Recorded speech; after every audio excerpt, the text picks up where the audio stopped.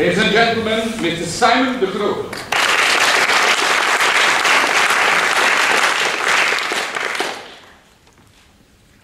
Throughout history, many men and women have been seen as the biggest revolutionaries, innovators and influencers of their time. Napoleon, Bismarck, Washington, and these were the kind of leaders that made the world shiver because they made changes and ruled their country with an iron grip, and therefore history remembers them. Well, can our leaders achieve these same things? Or will our great-grandchildren only remember Obama for the color of his skin? To find out how these leaders achieved their immortal status in history, we first have to take a look at how they achieved their power. How did they seal their grip around their nation and govern in an effective way?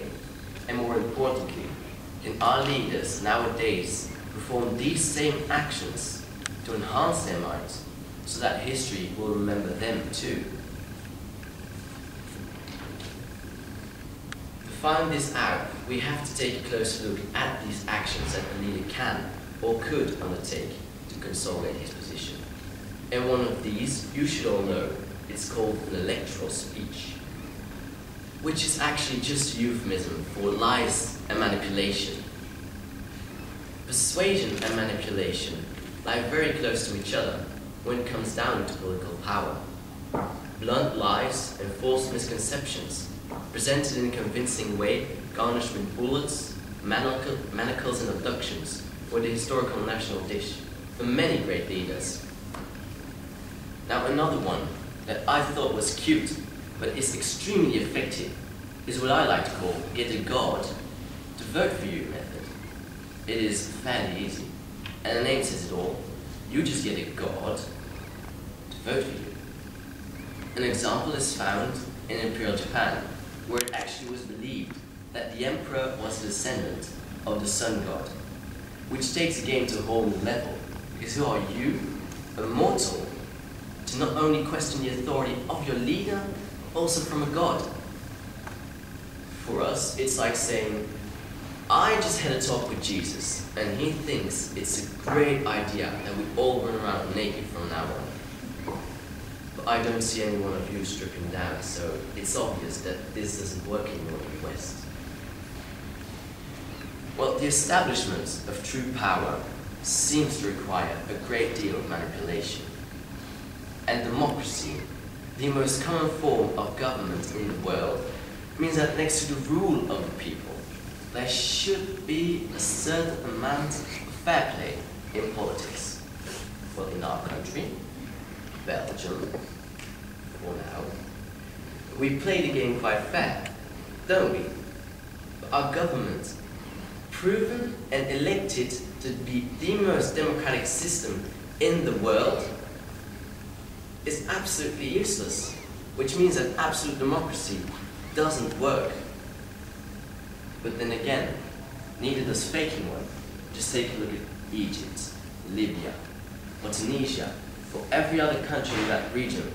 As a matter of fact, presidents sit down on their throne for over 15 years, handling absolute control over their country through manipulation. But once the spark is lit and the masses start moving, you are done for, because you can't stop the river in motion. Well, the days in which leaders harvested their power like this are counted. And though the common leader has evolved with his time, they still have this in the back of their heads. But we don't need these people anymore. We need a new brand of leader to rule the world. One who is gentle and friendly as Martin Luther King, persistent as Nelson Mandela, and ruthless as the Medici family. He or she has seen crisis as an opportunity to innovate and to improve, as to an opportunity to gain personal power. He or she should be the servant instead of the leader, free of all cravings of might and almost forced to rule the nation. But first we have to change.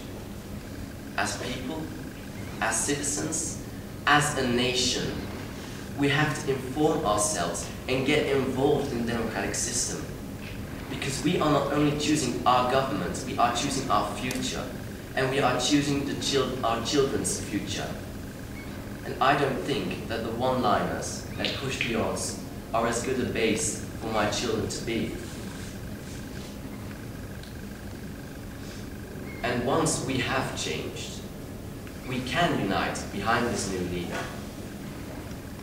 And then we can truly have what democracy stands for. Power to the people, by one of the people, and for the people. Thank you.